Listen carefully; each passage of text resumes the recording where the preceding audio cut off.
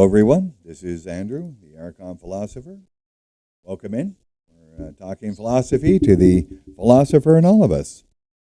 Today, just wanted to let you know, got a new mic. Hope that works out. Let me know. Talking about consciousness and reality. A couple of topics we've talked about and are hot button topics, I think, and should be. These are important things in our experience. And I think we've been somewhat misled by reality. There might be some misinformation out there. We often see this diagram here, but what we see really is that we have a magical beginning. It's just magic. This is magical thinking, and this magical Big Bang. And then for the rest of it, we have people with telescopes, and this is observational science. There's no experiments possible. The elements of the experiment cannot be controlled, and so no secure conclusions can be drawn. Epistemologically, all of that's just weak.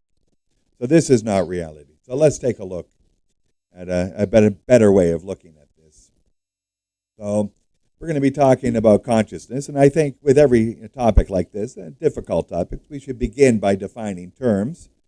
And just so we're all very clear on this, I'm not in any way suggesting a reductionism, a foundationalism to everything is consciousness. No, I've spoken before about the various laws of physical nature, which we could also call the laws of consciousness nature, the laws of temporal nature, and so on. That this is the structure. This whole thing is the structure together. And they're all equiprimordial, so consciousness is an equal law of physical nature to the others. And it comes into individuated creatures, just like matter does, and the space we take up, it just comes into us in this way. And what is it? It's unlike the other laws, they're all very different. And consciousness is awareness and response. And so we can think about a leaf is aware of the sunshine and turns towards the sunshine to get more of it. Yes, awareness and response. But now we move up into higher level entities, creatures, and we have awareness of being aware. So this is you looking into the mirror. You're aware of being aware. And then you have awareness of being aware, unlimited. So you can picture yourself up in the corner, looking at yourself in the mirror, and so on and so on. And this transcendence provides this freedom that allows you to make choices. You know that you're making the choice, and you can just make a different choice. So this allows for free will, this transcendence, unlimited awareness of being aware. Welcome to the world. And finally, consciousness is the ability to communicate this and anything else super creatively.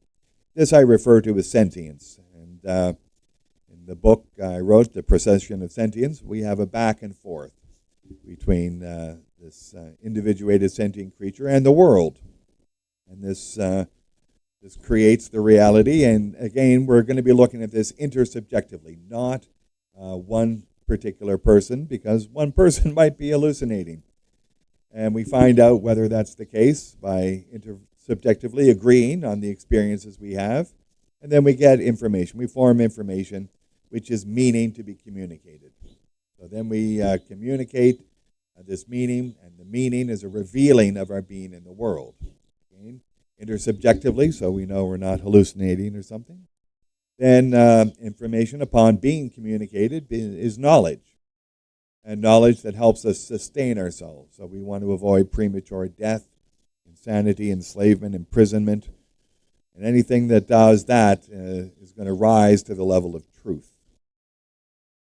And we want to either definitionally or otherwise recognize that only sentient creatures peddle in information. Only we buy and sell. Only we want it. Only we use it.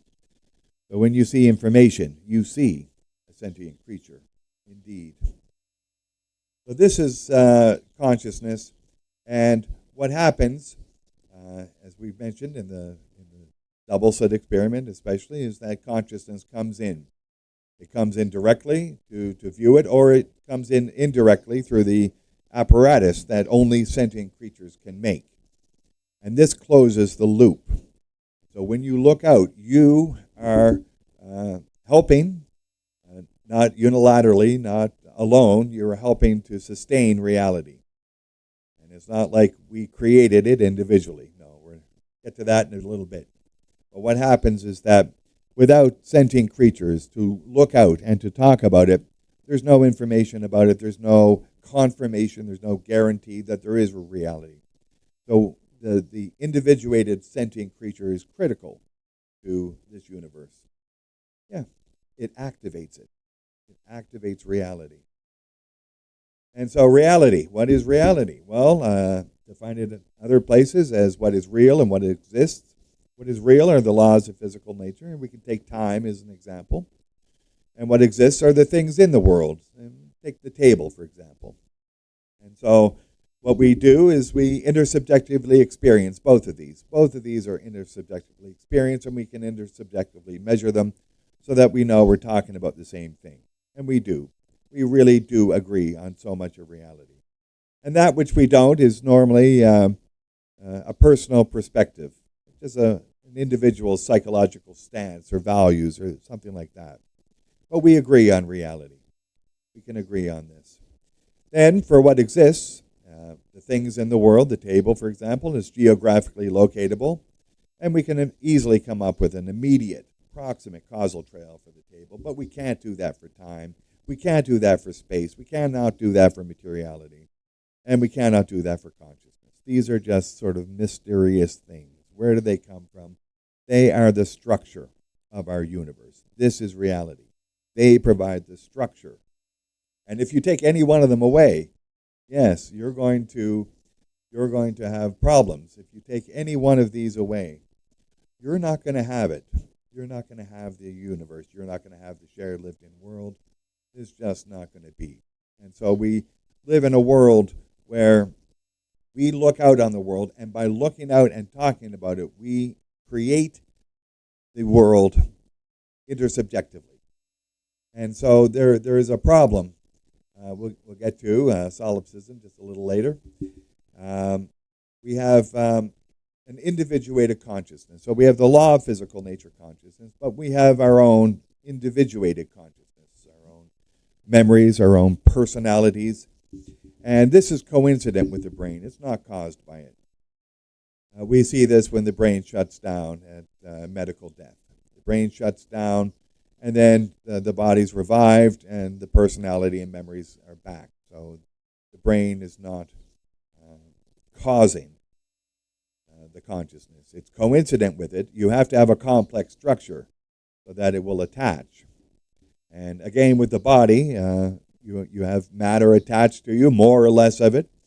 The more you have, I don't know, the more soap you need in the shower. So, individuated sentient creatures activate reality. No single one of us is definitive.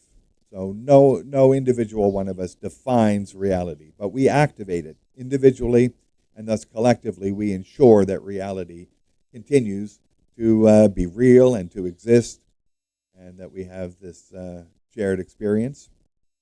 And there has to be at least one of us, or there's no being.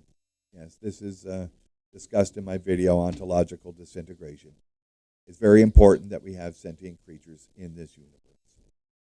But there was a problem, and Eugene Wigner, a Nobel Prize winner, physicist, quantum mechanic physicist, he established a lot of stuff, one has to say.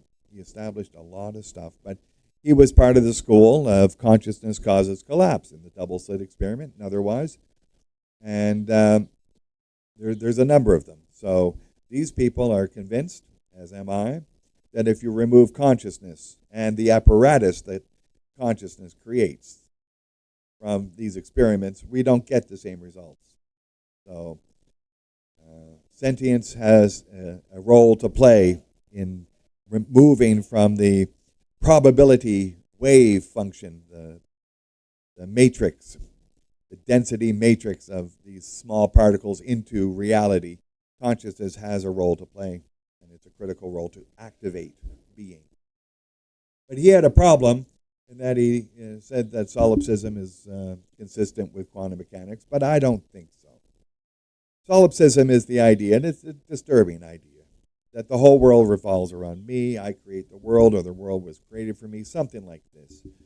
And the problem with this is, yes, an individuated sentient creature can collapse a wave function of something, maybe a many worlds universe. But what happens is that we don't do this when we're born. We are thrown into the world. As Heidegger said, we are thrown into the world, and we just are taught things and follow along until we become, fully sentient creatures, and then we participate in sustaining this world. So we might want to listen to the song by the Doors, Riders on the Storm, into this world we are thrown. So we are thrown here. So there's no real worry about solipsism in this way, other than the normal worry that if you get into this mindset, you forget that you were a baby, or you think that the whole world was created for you when you were a baby, and it's just a delusion. Don't go down there. It's not a good road. Anyway, to finish off here, I want to just tie up an idea about philosophic idealism. A lot of people are, saying that there's two camps, either the materialists or the idealists. I don't go for any of this. As I pointed out, we're not looking for one single thing as a foundation. This foundationless approach is very damaging, I think, because what we do see in the structure is a number of things that are needed, a number of features that are needed. Time is needed, space is needed, materiality is needed, consciousness is needed. And so it's not like one of them is the fountain of everything. No. What it is a procession. You have an individuated sentient creature looking out at the structure. The things are created when you're thrown into it and then develop. And if we go back to the very start of it, the originary collapse of the universal wave function, that happened, and now we're living in the time after that, some long period of time.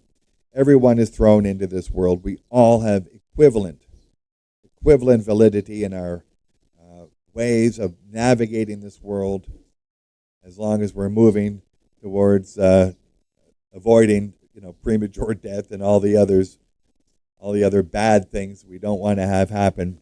But our view on reality is equivalent to every other sentient species, human or non-human. We can look at it just like children can grow up and they have their own viewpoints as distinct from those of their parents. We too, as sentient creatures, we have a place to play in this universe. And maybe the time is going to be near where we have to accept this responsibility or suffer some worse fate. Anyway, we don't want that to happen. So thank you all for dropping in. Hope the mic worked out well.